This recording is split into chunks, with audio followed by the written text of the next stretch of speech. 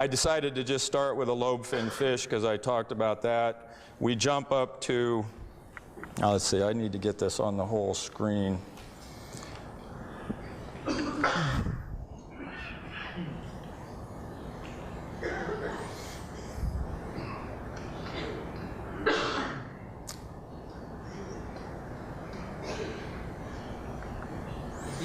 slideshow. Thanks. Well, is that what does it? Okay, thanks. No. I'm forgetting the command to make it the whole screen here. Oh, that's right, that's right. There we go. I've used it about 1,000 times. Okay, but now why is it going back there? I've got to get to...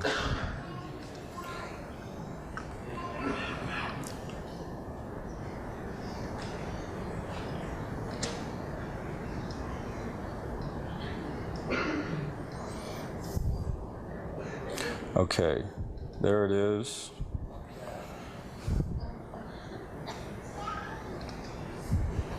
Okay, so here's a lobe-finned fish, jumping huge macroevolutionary jump all the way up to a amphibian here.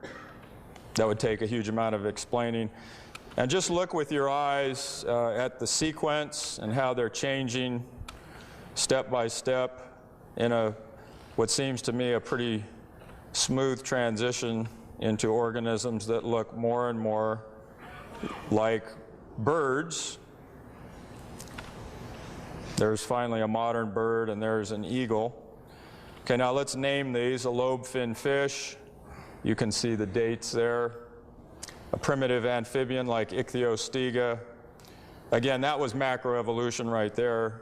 Then we finally get to a primitive reptile called a cotylosaur, the first reptiles, an early archosaur, Proterosuchus, onto a thecodont called Euparkeria, and then a clearly bipedal organism, an early dinosaur, a theropod dinosaur, another theropod dinosaur, one that is known to have feather-like structures on its body.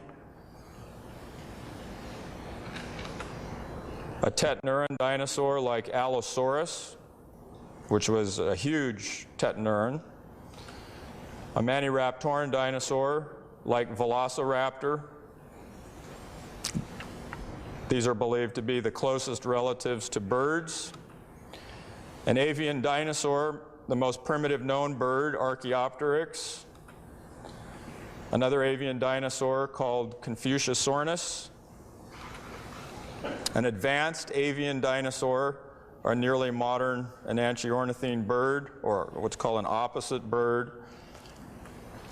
A modern bird, like a pigeon, which is classified by most experts as still a dinosaur. And another modern bird, like an eagle. So birds are considered to be feathered dinosaurs by probably 99% of all professional biologists who are qualified to have an opinion on the matter. Now, this is the part that really talks about the evidence. So what I've done is I've shown here a list of all the traits that birds have. Okay, so all these traits are possessed by modern-day birds. And I'm now going to show you the same exact sequence, and you're going to see how, as each organism comes up, you'll see highlighted in bright yellow the traits that that organism displays that are bird-like. And the key thing to remember, think of the phase space diagram that I showed you. Think of these organisms as chattering their way through evolutionary phase space, being driven by natural selection processes, where each of these organisms was not trying to make birds, because evolution never knows where it's going. It's a free-running random program. But you'll see these traits appearing in bright yellow as we go through it. So here, a lobe-finned fish has, just say, something like a leg. Okay, then a primitive amphibian has a full-fledged leg, as birds obviously do. Okay, then getting closer to the real sequence that we're interested in. Cotylosaurs, the most primitive reptiles, have scales. Birds still have scales on their legs. And amniotic eggs, which birds lay. We go to an early archosaur, or ruling reptile. You see the formation of what's called an antorbital fenestra. That means holes in the skull, holes in your skull. It makes your skull lighter. Birds have those to save weight. Okay, here we see a thecodont, Euparkeria, and although this looks like he's walking on 4 legs, it is believed by many scientists that this was bipedal at least part of the time. So bipedalism is critical in bird evolution because it liberates your front limbs to do something different, like become wings. Okay, then we have another early dinosaur, Ornithosuchus, and here we see offset ball and socket hip joint, and you raise the metatarsals and you walk on your toes. Birds walk literally on their toes. Okay, a theropod dinosaur like Coleophysis. This had hollow bones, as birds do. A pelvis anchors on more vertebrae, as in birds. It has a tremendously shortened thigh bone right here. A reduced fibula, elevate the first toe off the ground. We'll skip over that. We come to a theropod dinosaur with protofeathers, filamentous protofeathers, down feathers perhaps. Jump to a tetaneuran dinosaur called Allosaurus, which has a strong fused sternum, fused clavicle or wishbone, and a 3-fingered hand. A Maniraptoran dinosaur like Velociraptor has a semilunate carpal, which allows you to get a slashing hand stroke.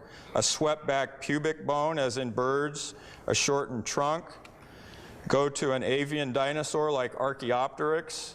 You get a split propulsion left wing, fully modern flight feathers, lateral facing shoulder joint, and a reversed halic for a perching toe. Time's up. Time's up. Time's up. Okay. Okay, good. All right, thank you, thank you. Here we have, pieced together from fragmentary evidence, I've been able to reconstruct the evolution of silverware. You can see these two spoons here. Obviously, one's been subjected to more geologic pressure and has squished it out a little deeper than the other. I believe knives slowly turned into spoons over millions of years, and then gradually erosion cut grooves into the end and turned them into short-tined forks. Then very slowly, of course, takes a long time, the forks got, the grooves got deeper and longer. I knew I had the right order, you can obviously tell that, but I just felt like I had a missing link. One day I was flying to Connecticut on US Air, and the stewardess handed me the missing link. I don't think she knew what she had, but my trained scientific eye caught it right away. Later I went to Popeye's Chicken, I now have 2.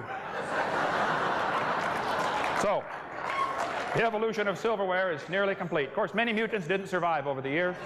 And once people realized I was doing studies on the evolution of the fork, they started sending me research, hoping to become famous, you know.